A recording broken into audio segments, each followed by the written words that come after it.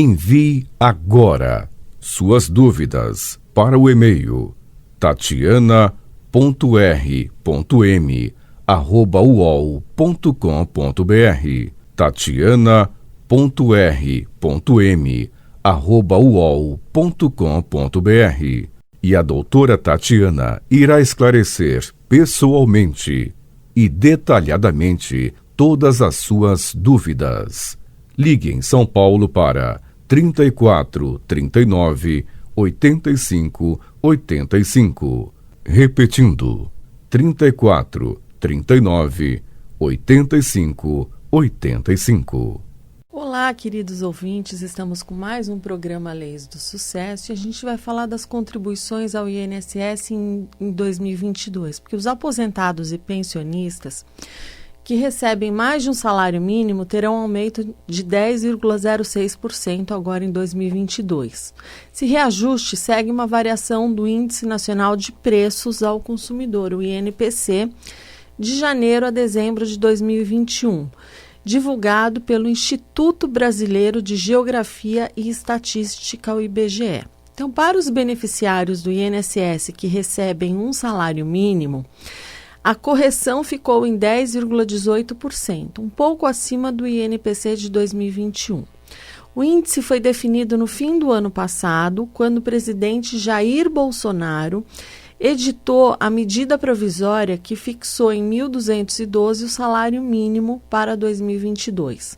O teto do INSS subiu de R$ 6.443,57 para R$ 7.048,22. Então, o reajuste influenciará os seguintes benefícios: aposentadoria, pensão por morte, auxílio acidente, auxílio doença, auxílio reclusão, benefício assistencial, salário maternidade, benefício de prestação continuada, BCP, que também é conhecido como LOAS, e vai valer a partir de 1º de fevereiro, quando será paga a folha de janeiro. Os outros pagamentos do governo federal foram corrigidos pelo INPC, como o seguro-desemprego. As datas dos benefícios estão disponíveis no site do INSS no aplicativo Meu INSS, mediante cadastro prévio do segurado. O calendário complementar está disponível no formato PDF. Outras informações podem ser obtidas pelo telefone 135, de segunda a sábado, das 7 às 22 horas. Gastos como abono salarial e o teto dos atrasados judiciais, inclusive precatórios, seguiram a variação do salário mínimo. As requisições de até 60 salários mínimos, que estão livres do parcelamento determinado pela emenda constitucional dos precatórios, passaram de R$ 66.000 para R$ 72.720. E o reajuste de 10,16% vale apenas para quem estava recebendo os pagamentos em 1º de janeiro do ano passado. Os segurados que começaram a receber benefícios do INSS em fevereiro, eles terão um percentual menor de reajuste porque não receberam 12 meses cheios de pagamentos. Então, tendo em vista que o salário mínimo é a base utilizada para a viabilização de uma série de direitos e benefícios aos trabalhadores, é preciso se atentar, pois neste ano a contribuição para o INSS, ela também foi alterada. Isso quer dizer que os novos índices já serão colocados em prática a partir de fevereiro, impactando diretamente nos descontos e, por consequência, nos valores a serem recebidos pelos segurados do INSS. Contudo, nem todos sabem, mas desde novembro de 2019, a contribuição ao INSS ela não é mais fixa e sim progressiva de acordo com cada faixa salarial. até atingir o teto da autarquia, como acontece no imposto de renda. Então, a nova alíquota do INSS ela foi estabelecida com base no Índice Nacional de Preços ao Consumidor, o INPC, no apanhado da inflação no decorrer de 2021. Então, portanto, essa será a alíquota base para definir os percentuais de contribuição a serem respeitados por cada categoria. Então, por exemplo, no caso dos empregados domésticos e trabalhadores avulsos, a alíquota de contribuição em 2022 será de 7,5% para quem recebe um salário mínimo. Os trabalhadores cujo salário varia entre R$ 1.212,01 a R$ 2.427,79 devem fazer uma contribuição de 9% ao INSS. Para aqueles que a remuneração parte de R$ 2.427,80 até R$ 3.641,69 pagarão 12%. O teto da alíquota de 14% equivale aos salários de R$ 3.641,70 a R$ 7.088,50. Na circunstância dos contribuintes que são microempreendedores individuais, o MEI, né, que é o microempreendedor individual, é importante mencionar que eles também são afetados pelo reajuste do piso nacional e por consequência da contribuição ao INSS. Dessa forma, os segurados que efetuam o pagamento através do carnê manual ou pela emissão da guia de recolhimento do próprio site da autarquia devem se atentar ao novo valor. O MEI deve realizar uma contribuição de 5% correspondente ao salário mínimo, o que resulta na quantia mensal de R$ 60,60. Já o contribuinte individual, aquele que representa a classe dos trabalhadores autônomos, empreendedores e profissionais liberais do Brasil, ele é o segurado obrigatório do INSS. E isso quer dizer que, em razão de auferir remuneração pelas suas atividades, ele deve contribuir ao sistema securitário e, então, ter acesso aos benefícios previdenciários. O contribuinte individual, ele pagará agora, em fevereiro, que é referente a janeiro de 2022, o percentual de 20%, código GPS 1007, o valor de R$ 242,40. Já o contribuinte individual que paga a alíquota de 11%, código GPS 1163, pagará R$ 133,32. Para aqueles que contribuem como facultativo, né, que o contribuinte facultativo é aquela pessoa com mais de 16 anos que não exerce atividade remunerada, mas paga o INSS para ter direito aos seus benefícios previdenciários. Ou seja, é necessário cumprir pelo menos 3 requisitos para ser considerado contribuinte facultativo: ter mais de 16 anos, não exercer atividade remunerada, pagar o INSS e, além disso, o contribuinte facultativo ele não pode estar vinculado a nenhum outro regime de previdência social. Então, portanto, um servidor público vinculado a um regime próprio de previdência social, ele não pode se filiar ao INSS como contribuinte facultativo. Eu vejo no escritório vários servidores públicos que pagam como contribuinte, eles pagam como facultativo, né? Bom, quem paga a alíquota no facultativo 1406, o valor do recolhimento será R$ 242,40. Já o contribuinte facultativo que paga 11%, a GPS 1473, pagará o valor de R$ 133,32 em 2022. Já o contribuinte facultativo baixa renda, cuja alíquota é de 5% do salário mínimo, código 1929, paga agora em 2022 R$ 60,60. Atenção, essa categoria só pode pagar 5% do salário mínimo se tiver inscrito no CAD único. Se não se inscrever, não adianta pagar, que esse pagamento não vai ser aceito. Agora, se você está perdido sem saber se paga ou não, qual valor deverá pagar, em qual alíquota, eu acho bom você começar a se interessar, procurar algum advogado para te auxiliar, porque o tempo está passando. E lá na frente, esse tempo que você perdeu, ele pode fazer muita falta. Então, eu falo isso por quê? Porque eu tenho propriedade para falar. Eu vejo todos os dias pessoas com idade de se aposentar, mas que falta tempo de contribuição. Então, pessoas cuja aposentadoria faz falta, que no passado tinham possibilidade de pagar mais, que por falta de informação elas deixaram de pagar.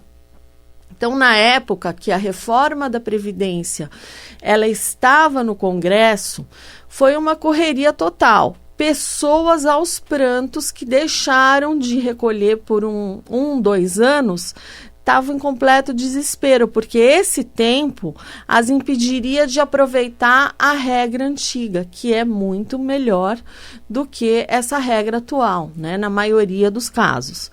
Bom, mas por que essas pessoas elas não recolheram os atrasados? Bom, porque não tinham como comprovar que trabalharam durante aquele período. Então, seria jogar dinheiro fora. O INSS, se você quer pagar os atrasados, ele aceita. Recebe o seu dinheiro, mas depois ele não considera aquele período como tempo de contribuição. Ou seja, o famoso pagou e não levou.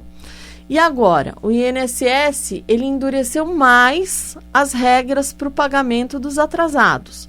Então, você que quer pagar os atrasados, eu aconselho a ter muito cuidado. Antes, entre com requerimento perante o INSS, solicitando autorização para o pagamento e se ele vai considerar esse tempo de contribuição, para você não jogar o dinheiro pela janela. Então, quando se trata de INSS, todo cuidado é pouco. Bom, agora a gente vai falar um pouquinho do pente fino nos benefícios por incapacidade temporária. Em agosto de 2021, o INSS convocou cerca de 173 mil segurados que estavam há pelo menos 6 meses sem passar por perícia médica. Então, os aposentados por invalidez e pessoas que recebem um amparo assistencial ao deficiente não passam por revisão. Não passaram por essa revisão. O INSS realizou perícias médicas para realização do auxílio por incapacidade temporária, o antigo auxílio-doença. A decisão de suspender as revisões foi tomada por conta do aumento dos casos de Covid-19, provocado pela variante Ômicron. Então, a suspensão não vale para os casos de multirões de realização de perícia médica que já estavam previamente programados. Mais de 170 mil segurados foram convocados para agendar e realizar essas perícias ainda em agosto do ano passado, sob pena de perda do benefício. Bom, até meados de novembro, cerca de 85 mil beneficiários ainda não tinham marcado a revisão. O prazo para agendar a perícia e evitar a perda do auxílio terminou 19 de novembro do ano passado. Quem perdeu o prazo teve o benefício suspenso, mas pode reavê-lo realizando a perícia em até 60 dias da suspensão. O INSS informou que as perícias suspensas serão remarcadas para o segundo semestre desse ano. Então, os segurados que tiveram a remarcação suspensa serão avisados quando a nova data, né, da perícia e seguirão recebendo o benefício normalmente. Agora, o INSS também fará a experiência de perícia médica por teleavaliação. A perícia em formato eletrônico, ela tem como objetivo evitar o contato físico entre o perito e o periciando. Visa também salvaguardar os direitos dos segurados, que muitas vezes são pessoas vulneráveis e hipossuficientes. Já pensou aposentados e pensionistas do INSS realizando perícias médicas através do aparelho celular ou tablet, sem precisar sair de casa e sem colocar suas vidas em risco? Bom, pois em 10 cidades do Brasil isso pode ser feito em caráter experimental.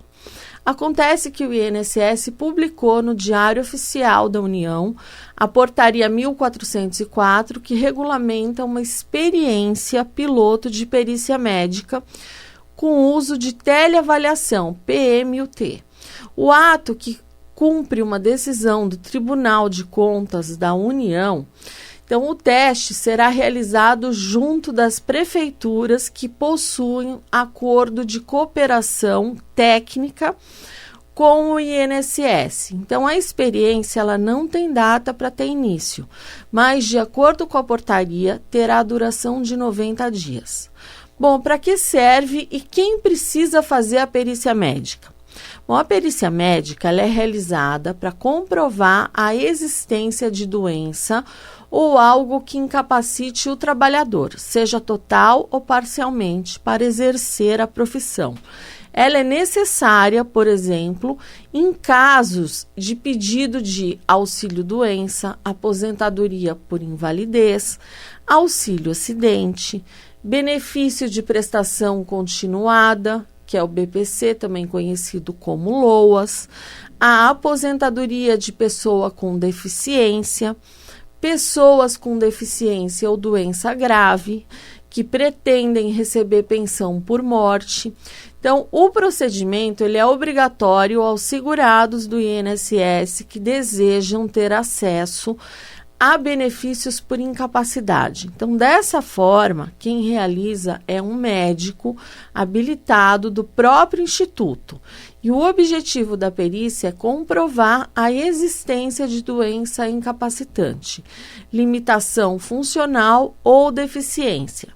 Na data e horário agendados, o segurado deve comparecer na agência do INSS designada com a documentação médica atualizada. Um médico perito do trabalho é o responsável por avaliar tanto os documentos quanto o estado de saúde do segurado. Então, o Conselho Federal de Medicina vedou a prática de teleperícia sem a realização de exame direto.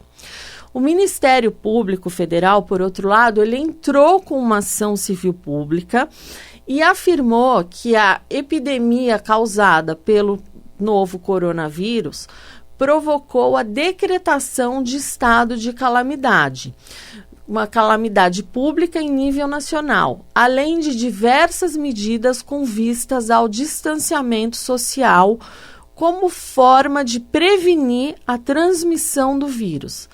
O Ministério Público Federal ele conseguiu, ainda em primeira instância, uma grande vitória contra os entendimentos que a atual direção tem sobre o trabalho da perícia médica em tempos de coronavírus. Então, o Conselho Federal de Medicina, ele vinha punindo peritos que estivessem realizando a teleperícia. Então, por esse motivo, foi condenado em 11 de 5 de 2021 pelo juízo da 20ª Vara Federal de Porto Alegre, que expediu sentença na qual julgou procedente os pedidos do Ministério Público Federal. Então, o Conselho Federal de Medicina condenado a abster-se de adotar quaisquer medidas contrárias de natureza disciplinar à realização de prova técnica simplificada, perícia virtual ou teleperícia,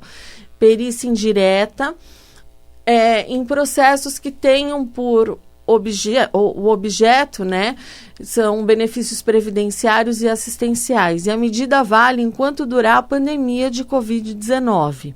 Então, a decisão ela se baseia no entendimento de que a telemedicina ela não desqualifica o resultado dos exames. O Conselho Federal de Medicina já recorreu da decisão. Em sua defesa, ele alega que a demora nos processos não é de responsabilidade dos peritos médicos. Tampouco decorre da pandemia da Covid-19, pois já estava configurada anteriormente a esse evento essa demora. Então, ressaltou a competência para tratar das questões éticas ligadas à medicina, não cabendo a outra entidade tratar, analisar e normatizar tal matéria.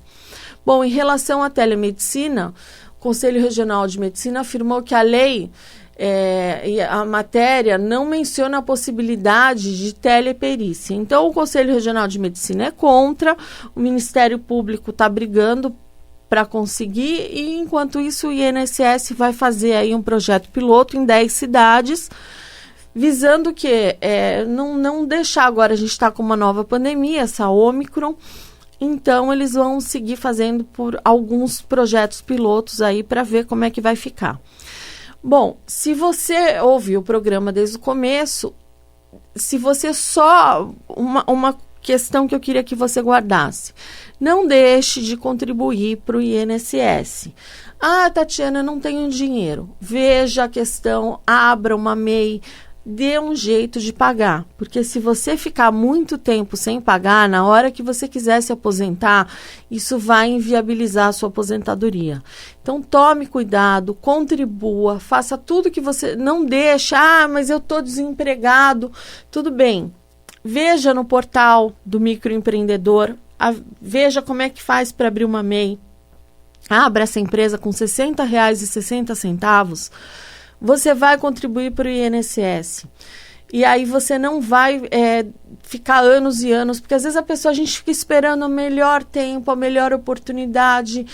Quando eu arrumar um emprego, se você demorar 2 anos para arrumar um emprego, você vai ficar 2 anos sem contribuir? Isso lá na frente vai refletir muito, tá? Então, não deixa isso te atrapalhar. Corra, contribua, faça. Eu tô vendo, eu vou... Não é agora, não é amanhã. Porque a gente deixa muita coisa, eu falo por mim mesma, eu vou deixando as coisas lá, depois eu vejo, depois eu resolvo, e quando você vai ver, passou o tempo e você não resolveu. Então, por favor, eu peço para vocês, de coração, contribuam, porque isso lá na frente faz muita diferença e faz falta para vocês. Essas são as minhas dicas de hoje, eu vou me despedindo de vocês, fiquem com Deus e até o próximo Leis do Sucesso. Envie agora suas dúvidas para o e-mail tatiana.r.m@uol.com.br tatiana.r.m@uol.com.br E a doutora Tatiana irá esclarecer pessoalmente e detalhadamente todas as suas dúvidas. Ligue em São Paulo para 34 39 85 85. Repetindo, 34 39 85 85.